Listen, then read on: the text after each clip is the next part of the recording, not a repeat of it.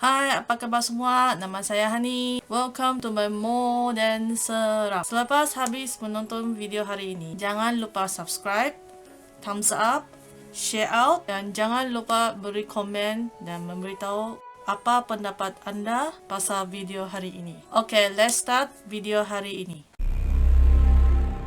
Cerita ini dari Tokyo, Jepun. Kes hari ini adalah kes yang mengejutkan seluruh media Jepun kerana kes ini berkaitan dengan salah satu orang VIP yang pernah bekerja di satu sektor kerajaan. Pada suatu hari, polis menerima telefon dari orang tua untuk melakukan kes. Lelaki di talian telefon itu berkata dengan suara yang tenang, katanya, "Saya sudah membunuh anak saya tadi," dan meminta agar pihak polis segera datang. Tidak lama kemudian, polis pun tiba di tempat kejadian itu. Mereka segera pergi menyiasat ke rumah suspek itu. Mereka mendapati bahawa ada seorang lelaki tertelungkup tertiarap di atas lantai dengan penuh lelehan darah. Mayat lelaki itu adalah Kumazawa Ichiro yang berusia 44 tahun. Lelaki yang menelefon polis itu namanya ialah Kumazawa Hideki, berusia 76 tahun. Polis juga mendapati bahawa mangsa itu adalah anak lelaki sulung Kumazawa Hideki. Ya, saudara-saudara, nampaknya sang ayah tersebut telah membunuh anaknya sendiri. Apakah motifnya pembunuhan itu? Ya, mari kita kupaskan. Menurut internet Wikipedia Jepun, Hideki sangat berjaya dalam pekerjaannya. Dia juga adalah salah satu penuntut di University Tokyo, graduate di bidang Degree of Law. Selama dia bekerja di tempat sektor kerajaan, dia adalah orang yang rajin dan berwibawa. Hideki berjaya naik pangkat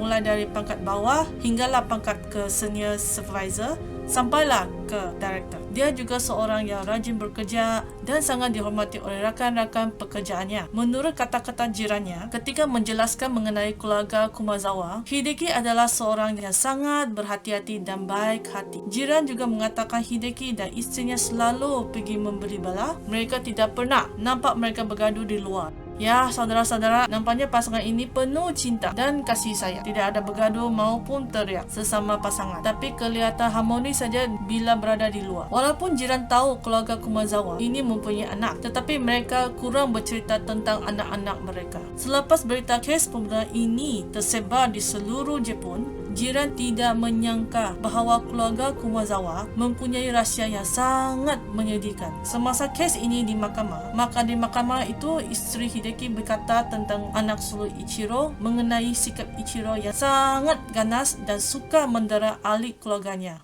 Kenapa begitu? Isteri Hideki selalu takut kepada anaknya semasa dia marah dan mengamuk. Masa dia masih bersekolah menengah lagi, Ichiro dibuli oleh rakan sekolahnya. Selepas itu, Ichiro pandai melepaskan geram dengan memukul dirinya, seperti menampal-nampal mukanya, menumbuk-numbuk kepalanya, dan seterusnya memukul pula ahli keluarganya.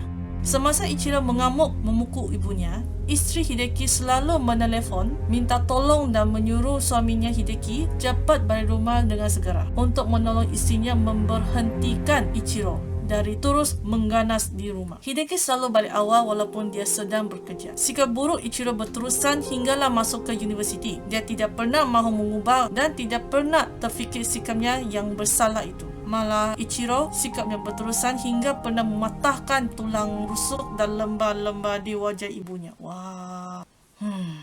Isteri Hideki juga berkata, selain anak lakinya Ichiro, mereka juga mempunyai anak perempuan. Tetapi oleh kerana sikap ganas abangnya itu, menyebabkan kawan-kawan di sekolah takut berkawan dengan anak perempuannya. Punca ini menyebabkan anak perempuannya tidak pernah ada teman lelaki maupun kawan-kawan. Duka citanya, anak perempuan mereka membunuh diri kerana tidak tahan dengan kesepian dan juga tekanan. Hideki berkata juga anak sulungnya sudah berusia 44 tahun. Dia mempunyai sikap hikikomori, iaitu sikap yang selalu mengurung diri di rumah, tidak suka bergaul dan tidak suka bersosial. Dia hanya suka menggunakan duit ayahnya, tidak mahu bekerja untuk mencari duit. Ketagihan bermain game online dan membazir wang menyebabkan Ichiro pernah menghabiskan wang sebanyak ini sehari. Dengan sombongnya Ichiro sambil tersenyum dan berkata kepada kedua ibu bapanya. Dia kata, "Wang yang saya guna untuk main game lebih banyak daripada wang gajimu. Ha ha ha."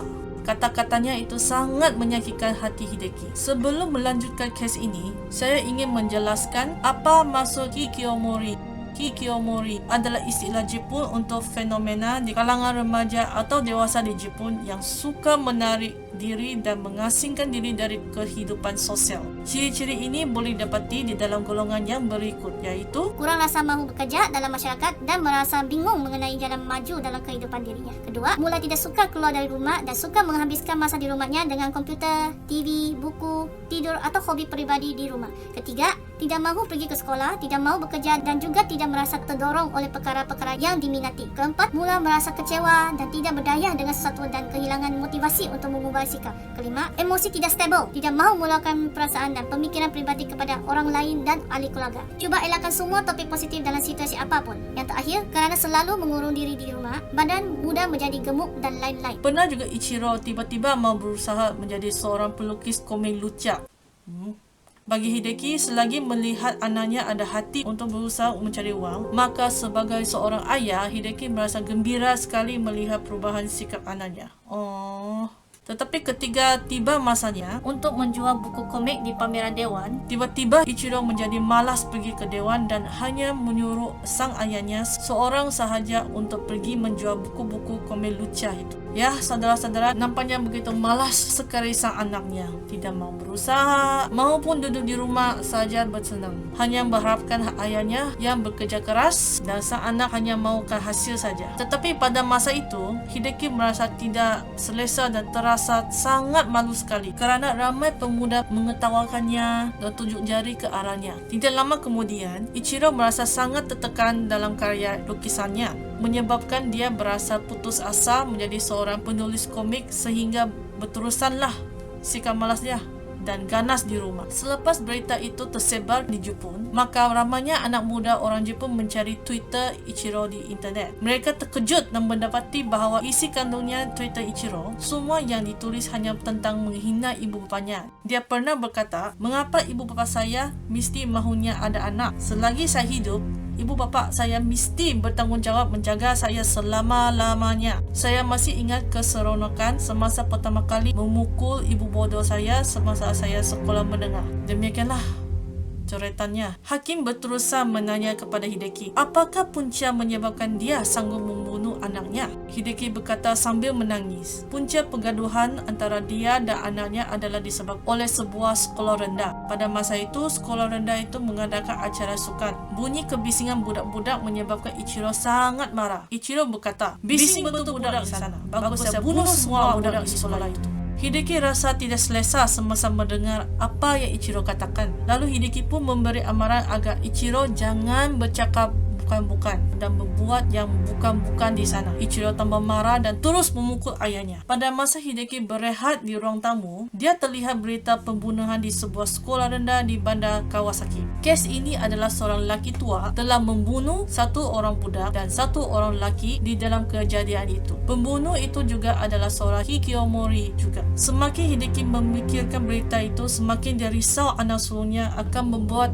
perkara yang sama seperti berita tersebut. Hideki berasa dia bertanggungjawab sebagai ayah. Ia harus menghentikan anaknya dari membuat perkara jahat. Untuk mengelakkan anaknya dari membahayakan orang sekitar, Hideki memaksa dirinya mengambil pisau di dapur dan membunuh anaknya sebelum dia hilang kawalan. Dalam siasatan polis, Hideki telah menikam banyak kali ke dada Ichiro. Jadi lukanya adalah bukti Hideki tidak berbohong kepada hakim. Dalam kes ini paling saya sedihkan kepada Hideki itu ialah sebelum Hideki masuk penjara, dia minta pertolongan dengan isterinya. Jika dia sudah meninggal dunia di penjara, dia minta isterinya membawa abunya dan anak sulungnya bersama-sama ke laut untuk menebus dosanya.